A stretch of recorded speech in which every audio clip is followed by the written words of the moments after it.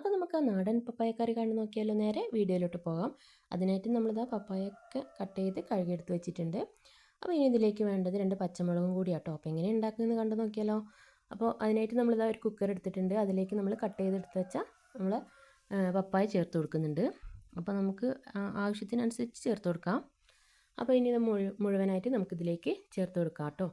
ഇനി ഇതിലേക്ക് വേണ്ടത് നമ്മൾ നേരത്തെ മാറ്റി വെച്ച നമ്മൾ പച്ചമുളകാണ്. എരിവിന് ആവശ്യമായിട്ട് ചേർത്ത് കൊടുക്കാം കേട്ടോ. ഞാനിവിടെ 2 എണ്ണമാണ് ചേർത്ത് കൊടുക്കുന്നത്.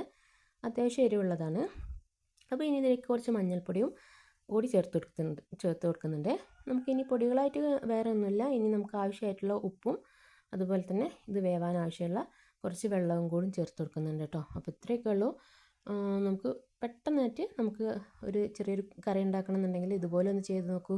നല്ല ടേസ്റ്റാണ്. നമുക്ക് കടിയുടെ കൂടെ ചോറിൻ്റെ കൂടെയൊക്കെ നല്ലൊരു കോംബോ തന്നെയാണ്. അപ്പോൾ ഇതാ നമുക്ക് എല്ലാം വെന്ത് കിട്ടിയിട്ടുണ്ട് കേട്ടോ. ഇനി നമുക്കിതിലേക്കൊരു വറവും കൂടിയാണ് കേട്ടോ. അപ്പോൾ അതെന്തൊക്കെയാണ് നമുക്ക് കണ്ട് നോക്കിയാലോ. വറവിന് ആവശ്യമായിട്ടുള്ളത് നമുക്ക് ഒരു 2 വറ്റൽമുളക് എടുത്തിട്ടുണ്ട്. ചെറിയ ഉള്ളി അരിഞ്ഞതാണ്. അതുപോലെ തന്നെ 2 തണ്ട് കറിവേപ്പിലയും അതുപോലെ തന്നെ കുറച്ച് വെളുത്തുള്ളി ചതച്ചതുമാണ്.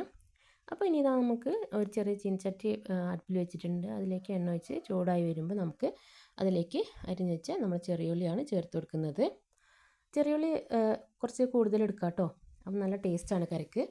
ചെറിയ ഉള്ളി ചേർത്ത് കൊടുത്ത് കുറച്ച് കഴിഞ്ഞതിന് ശേഷം നമുക്കിതിലേക്ക് ചതച്ച് വെച്ച് വെളുത്തുള്ളിയാണ് ചേർത്ത് കൊടുക്കുന്നത്.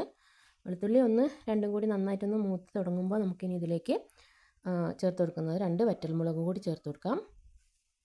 നമുക്ക് 2 വറ്റൽമുളകും കൂടി ചേർത്ത് കൊടുത്തതിന് ശേഷം ലാസ്റ്റ് നമുക്ക് 2 തണ്ട് കറിവേപ്പിലയും കൂടി ചേർത്ത് നമ്മൾ കറിയിലേക്ക് ചേർത്ത് കൊടുക്കാം കേട്ടോ. നല്ല ടേസ്റ്റാണ്. നമുക്ക് ചപ്പാത്തിയുടെ കൂടെയോ നമുക്ക് ചോറിൻ്റെ കൂടെയോ എന്തിന് കൂടെ വേണമെങ്കിലും നല്ലൊരു കോംബോയാണ്. അപ്പോൾ എല്ലാവരും ഒന്ന് ട്രൈ ചെയ്ത് നോക്കുക. അപ്പോൾ എൻ്റെ വീഡിയോ ഇത്രയൊക്കെയുള്ളൂ. ഇഷ്ടമാകാൻ പ്ലീസ് ഒന്ന് ലൈക്ക് ചെയ്യുക. നിങ്ങളുടെ ഫ്രണ്ട്സിനും ഫാമിലിക്കും ഒന്ന് ഷെയർ ചെയ്ത് കൊടുക്കുക. അതുപോലെ തന്നെ ഇതുവരെ സബ്സ്ക്രൈബ് ചെയ്യാത്തവർ പ്ലീസ് ഒന്ന് സബ്സ്ക്രൈബ് കൂടി ചെയ്യുക. അപ്പോൾ അടുത്തൊരു വീഡിയോ കാണുന്നവരെ ബൈ.